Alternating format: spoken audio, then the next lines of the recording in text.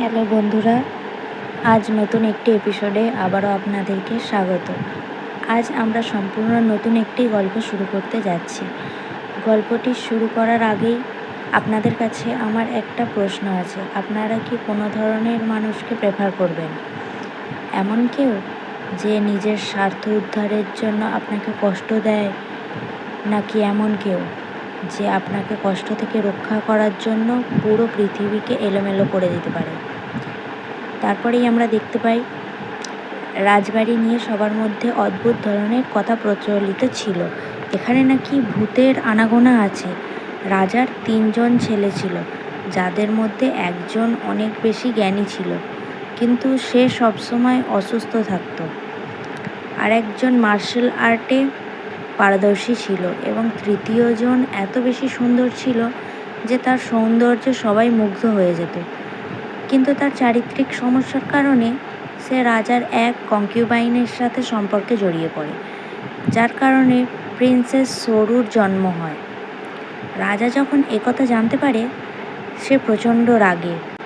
রাজকুমার এবং সেই কনকিউবাইনকে কঠোর শাস্তি প্রদান করা হয়, কিন্তু এই বাচ্চাটাকে রাজা হত্যা না করে সিদ্ধান্ত নেয়, কারণ তার শরীরে রাজারই রক্ত প্রবাহিত হচ্ছে।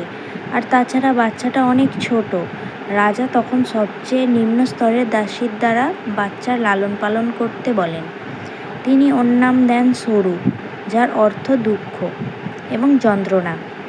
রাজার আদেশ ছিল কোনোভাবেই যেন সরুকে তার সামনে না আনা হয়, কিন্তু সমস্যা দেখা দেয় যখন সরু হঠাৎ করেই ভূত দেখতে শুরু করে। সে সবসময় ভয়ে চিৎকার চেঁচামেচি করতে থাকে। ধীরে ধীরে মানুষের মাঝে কথাগুলো ছড়িয়ে পড়তে থাকে, যার কারণে রাজ পরিবারের বদনাম হচ্ছিল।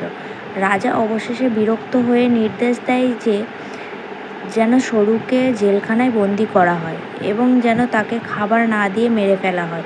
এইভাবে কেটে যায় 9টা দিন, কিন্তু 10ম দিনের অদ্ভুতভাবে মহলের উপর বজ্রপাত হয়, যার কারণে মহলের সবখানে আগুন লেগে যায়। সেখানে সব কিছু পুড়ে ছাই হয়ে যায়, কিন্তু অদ্ভুতভাবে সরু বেঁচে যায় এবং তার সাথে খুব ভৌতিক এবং অদ্ভুত একটা সুর বাজতে থাকে, এবং সেখানে অসংখ্য ডিমন চলে আসে। তারা সবাই সরুকে খেতে চাইছিল, কারণ সরুকে খেতে পারলে তাদের একটা শরীর দেওয়া হবে এবং তারা অশরীরী থেকে মানুষে রূপান্তরিত হতে পারবে। এরপর তারা একে অপরের সাথে মারামারিতে লিপ্ত হয়, কিন্তু তাদের মাঝে সবচেয়ে ভয়ঙ্কর এবং শক্তিশালী ডিমন একে একে অন্য সবগুলিকে খেয়ে ফেলে।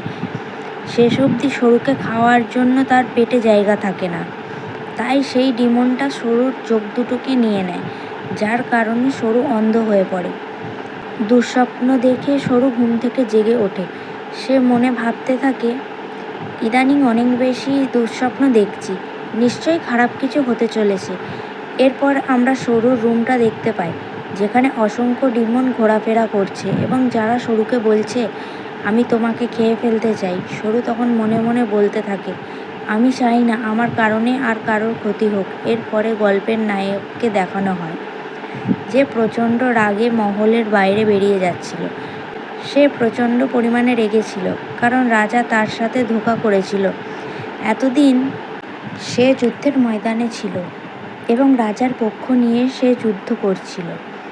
রাজা তাকে ওয়াদা করেছিল, সে যদি যুদ্ধে জয়লাভ করে তাহলে সে তার রাজকুমারীকে তার সাথে বিয়ে দেবে। রাজকুমারী গারান এত বেশি সুন্দরী ছিল যে সে তাকে প্রথমবার দেখেই তাকে ভালোবেসে ফেলেছিল। যুদ্ধের পর ফেরত এসে সে যখন রাজাকে বলে, আমি যুদ্ধে জয়লাভ করেছি, প্রিন্সেস গারানকে কথা মতো এখন আমার সাথে বিয়ে দিন। রাজা তখন তাকে হেসে বলে, আমি বলেছিলাম তোমাকে আমি একজন প্রিন্সেস দেব, গারানকে তোমার সাথে বিয়ে দেওয়ার কথা আমি তো কখনোই বলিনি। তুমি বরং সরুকে বিয়ে করো। তার মাথায় যেন তখন আকাশ ভেঙে পড়ল। রাজার সামনে কিছু বলতে না পারলেও সে বাইরে এসে চিৎকার চেঁচামেচি শুরু করে দেয়। সে তার সহযোগীকে বলতে থাকে, আমি যুদ্ধের ময়দানে দিনের পর দিন পরিশ্রম করেছি কেবলমাত্র গারানকে পাওয়ার জন্য, আর এখন রাজা কিনা আমাকে বলছে ওই ভূতনিকে বিয়ে করতে। ওর আশেপাশে যে যায় সেই মারা যায়। এটা কে না জানে? ওই মেয়ে অভিশপ্ত, আমি কোনোদিন ওই মেয়েকে বিয়ে করব না। আমি আমার অপমানের বদলা নেব। তার সাথে থাকা সহযোগী তখন তাকে শান্ত করার চেষ্টা করে এবং তাকে বলে, তুমি কি জানো তোমাকে রাজা এত সহজে কেন অপমান করতে পেরেছে? কারণ তোমার কোনো শক্তি নেই। একথা শুনে সে বেশ ক্ষেপে যায় এবং তার সহযোগীর কলার ধরে ফেলে। তার সহযোগী তখন তাকে বলে, আমি সত্যি কথা বলছি, যদি তোমার পরিবারে আগে নাম ডাক ছিল, কিন্তু এখন তার কিছুই নেই, তাই তুমি যদি ক্ষমতা অর্জন করতে চাও, এখনই তার মোক্ষম সুযোগ। প্রিন্সেস সরুকে বিয়ে করলেই যে তা তোমার সাথে থাকতে হবে এমন না, বিয়ের পরেও তুমি তাকে দূরে কোথাও পাঠিয়ে দিও এবং সুযোগ মতো যথেষ্ট ক্ষমতা অর্জনের পর তুমি গারানকে নিজের প্রথম স্ত্রী বানিও। তোমার নাম রয়্যাল ফ্যামিলিতেও যুক্ত হবে। ভালোভাবে ভেবে দেখো, এটাই সবচেয়ে সহজ পথ। প্রথমে রাজি হতে না চাইলেও ভালোভাবে চিন্তা করে সে তার সহযোগীর বুদ্ধিতে রাজি হয়ে যায়। জাহিয়ন তখন প্রতিজ্ঞা করে সে তার সাথে হওয়া অপমানের বদলা নেবে এবং সরু যেখানে থাকে সেই জায়গাটাকে দেখানো হয়, যেটা জনমানবহীন একটা জায়গা। সহজে সেই বাড়িটার আশেপাশে কেউ যেতে চায় না এবং ঘরের ভিতর প্রেতাত্মার ঘুরপাক খাচ্ছে। তাদের মধ্যে একজন হঠাৎ বলে উঠল, যতই সময় যাচ্ছে আমাদের ক্ষুধা ততই বৃদ্ধি হচ্ছে। সরু তখন তাদের দিকে হাত বাড়িয়ে দেয় এবং বলে, আমি তোমাদেরকে 1000 বার বলেছি, দয়া করে তোমরা আমাকে খেয়ে নাও, আমাকে এই জীবন থেকে মুক্তি দাও। আত্মাগুলো তখন বলে, তোমাকে আমরা খেতে পারবো না, তোমাকে খাওয়া নিষিদ্ধ করা হয়েছে, তোমাকে আঘাত করলে আমাদেরকে মৃত্যুবরণ করতে হবে। ব্যাপারটা কি বিরক্তকর! এর বদলা আমরা কিভাবে নিতে পারি? বাড়ির কাজের লোকগুলো যদি ফাঁসি দিই অথবা তাদের যদি ছিন্ন ভিন্ন করে ফেলি, তাহলে হয়তো আমাদের রাগ কিছুটা কমবে। এটা শুনে সরু প্রচণ্ড ভয় পেয়ে যায়।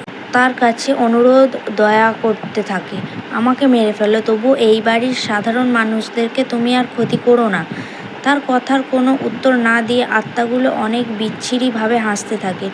হঠাৎ করে সরু দরজায় কড়ার শব্দ শুনতে পায় এবং সে একজন মানুষের গলার আওয়াজ শুনতে পায়, যা শুনে সে একেবারেই চমকে যায়। সরুর মনে নেই সে শেষ কবে মানুষের গলার স্বর পেয়েছিল। দরজার বাইরে একজন মেয়ে দাঁড়িয়েছিল। সে তাকে বলে, রাজকুমারী, আপনি কি উঠে গেছেন? মহারাজ আপনাকে দেখতে চেয়েছেন। এটা শুনে সরু বেশ চমকে যায়। সে মনে মনে খুশি হয় যে রাজা আমাকে দেখতে চেয়েছেন। সে ভাবতে থাকে রাজা হয়তোবা অবশেষে তাকে মেরে ফেলার সিদ্ধান্ত নিয়েছে। মেয়েটা তাকে বলে, আমি দুঃখিত, আমাদের হাতে বেশি সময় নেই। মেয়েগুলো বেশ ভয় পাচ্ছিল এবং তার একে অপরকে ধীরে ধীরে বলছিল, আমরাও কি অভিশপ্ত হয়ে যাব? সরু তাদের ভয়ের কারণ বুঝতে পারে এবং সে মনে মনে ভাববে, এতে আসলে ওদের কোনো দোষ নেই। তারা সরুকে আরও অনেক সুন্দর কাপড় পরাতে থাকে এবং আরও গয়না পরাতে থাকে। এতে আসলে ওদের কোনো দোষ নেই।